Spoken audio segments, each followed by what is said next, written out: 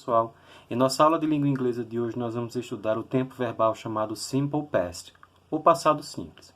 Em aulas anteriores, nós trabalhamos também o Present Perfect, que se refere nada mais do que uma ação iniciada no passado, mas que no tempo presente ele ainda não foi finalizado, ou seja, ele ainda está em processo de acontecimento, de realização. No Simple Past é um pouquinho diferente. Nós temos aqui ações iniciadas e finalizadas no tempo passado.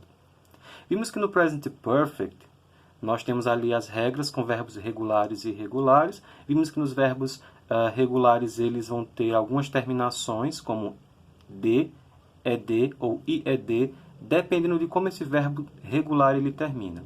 No Simple Past, nós teremos também a volta desses verbos. Nós temos a presença desses verbos aqui, que vão marcar um tempo passado, e que nós teremos algumas regras que são muito importantes. Então, vamos entender aqui o que é o Simple Past. O passado simples, ele é um tempo verbal que indica ações acabadas em um tempo definido no passado, ou seja, iniciaram e terminaram no passado.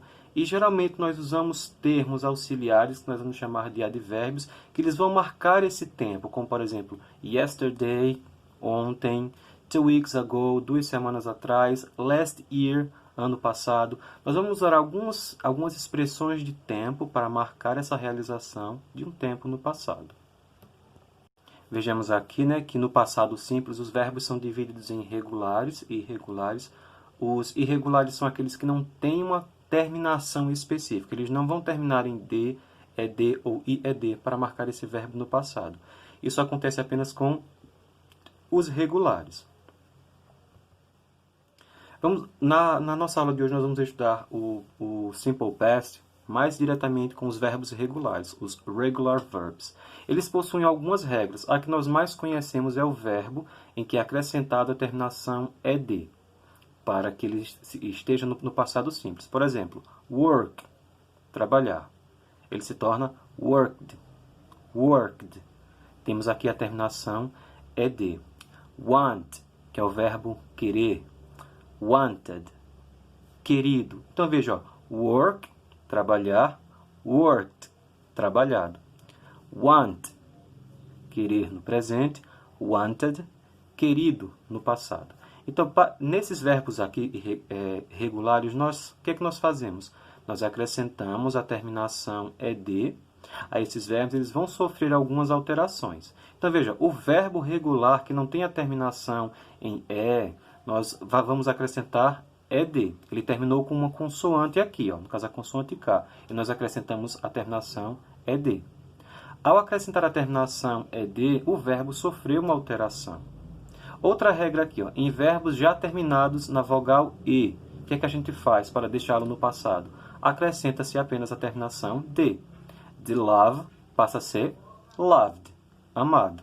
Veja que esses verbos aqui sofreram uma alteração de grafia, mas o verbo ainda continuou com o mesmo sentido. Ele deixou de estar no presente e passou a estar no passado. Vejamos aqui outra regra, tá? Em verbos terminados em y, precedidos de consoante, o que é que nós fazemos? Veja aqui, a palavra study, estudar. Ele terminou com um y, mas ele tem antes uma consoante. Por que isso acontece? Veja, nós temos palavras, verbos aqui, que terminam em y e antes pode vir uma vogal. Ou verbos terminados em duas consoantes, aqui, D e Y, que é o caso de study. Quando o verbo termina em y e ele é precedido de uma consoante, ou seja, antes dele tem uma consoante, o que é que nós fazemos? Nós retiramos a consoante y, acrescentamos um ied. Então, aqui, study, studied. Ok? Veja como esse verbo aqui ele sofreu uma diferença em relação ao verbo que você apenas acrescentou d ou ed. Ele já termina com a consoante y e antes dele tem uma outra consoante, d. Você retirou o y e acrescentou ied. É um verbo regular porque a sua estrutura, o seu radical não mudou. Você apenas acrescentou aqui uma terminação. Em verbos terminados em consoante, vogal, consoante, CVC, cuja sílaba tônica é a última, ou seja, a sua sílaba mais forte é a última, o que é que nós fazemos no final? Dobra-se a consoante final e acrescenta-se ed. Prefer, preferir. Preferred, nós acrescentamos, ou melhor, nós dobramos a última consoante, no caso R, e acrescentamos ed. Stop, que é o verbo parar. O que é que nós fizemos? Nós dobramos a última consoante e acrescentamos ED.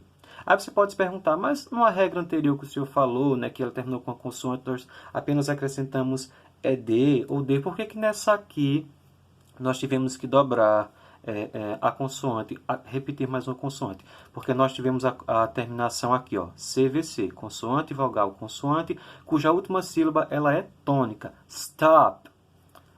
Qual é a sílaba tônica de stop? Top. Então você precisou fazer essa regra. E houve essa regra da acrescentação, da terminação em ED, mas antes dele duplicar a sua última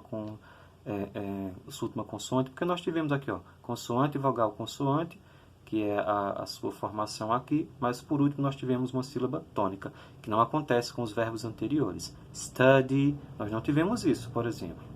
Não tivemos essa presença consoante, vogal, consoante. Nós temos alguns verbos que eles vão pedir algumas regras mais específicas, que é o caso desse. Observe agora essa segunda palavra aqui da lista. A segunda, tá? De cima para baixo. Employ, no presente. Employed, no passado. Porque ele apenas recebeu ED e nós não retiramos aqui o Y. Veja, nós temos o Y, mas antes desse Y nós temos uma vogal. Então, por que nós não retiramos esse Y aqui e colocamos IED? Porque a sua terminação é Y e ela é antecedida por uma vogal.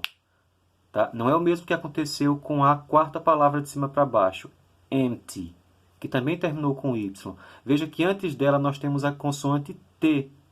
Por isso que nós não apenas acrescentamos ED. Nós temos aqui regras. Ó. Empty, você terminou ela com Y, mas antes dela você tem uma consoante. Emptied, emptied, você acrescentou IED.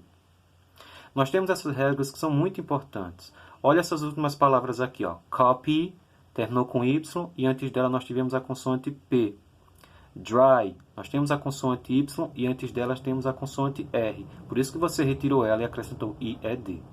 No caso de employ, que é a segunda palavra de cima para baixo, você não pode retirar o Y e colocar IED. Porque antes do Y você teve uma vogal. Todos esses verbos aqui são verbos irregulares porque o seu radical, que é a parte principal da palavra, não vai mudar. Ela permanece. Mesmo que surjam outras delas, o seu radical, que é a parte principal da palavra, ela nunca vai mudar. Pronto, para a gente finalizar aqui, nós temos um auxiliar para as formas negativa e interrogativa, que só é usada no Simple Past, que é o did. Vocês estão vendo nas formas aqui, ó, negativa e interrogativa, que você tem a palavra did, D-I-D. Por exemplo, na negativa, I did not dance. Na interrogativa, did I dance?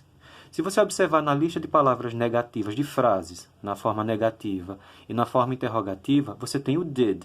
Se você agora comparar com a forma afirmativa, você não tem o did. Porque o did só é um auxiliar usado para as formas negativa e interrogativa. Vamos entender um pouco aqui as regras dela, tá? Nós entendemos que os verbos regulares vão receber as terminações D, IED ou simplesmente D, de acordo com a forma como a palavra termina. Essas frases aqui elas foram conjugadas com o verbo dance, to dance, dançar. Observe que na forma afirmativa, ela recebeu apenas D, porque ela já se escreve dance, D-A-N-C-E. Como ela já terminou com a vogal E, ela vai apenas receber a consoante D. Então, por exemplo, na forma afirmativa, I danced, you danced, he danced, she danced, it danced, we danced, you danced, they danced. Observe que o verbo aqui ele é regular e recebeu a mudança aqui, a transformação aqui, ó, porque ele recebeu o D. Se vocês observarem bem nas formas agora negativa e interrogativa, ele não tem o D no final. Por quê? Quando você for formar as formas negativa e interrogativa, o verbo volta para a sua forma normal. Se ele recebeu D, ele vai perder esse D. Se ele recebeu IED, ele vai perder esse IED. Se ele recebeu apenas o D, ele também vai perder. Volta para a sua forma normal. Olha uma regra aqui básica. O verbo só vai para o passado aqui na forma afirmativa. E na forma afirmativa nós não temos o auxiliar did. Na forma negativa, nós sempre teremos o auxiliar de negação. Qual é o principal auxiliar de negação? Not. Então, veja, ó, I did not dance. É a primeira frase na negativa. Observe que você recebeu aqui o did e o not. Pessoal, tanto na negativa quanto na interrogativa, o did vai ser sempre usado em todas as pessoas. Em he, she e it, que geralmente costumam receber algo diferente, ele não vai receber aqui mudança. Vai ser o did para todas as formas. Afirmativa e negativa, menos na...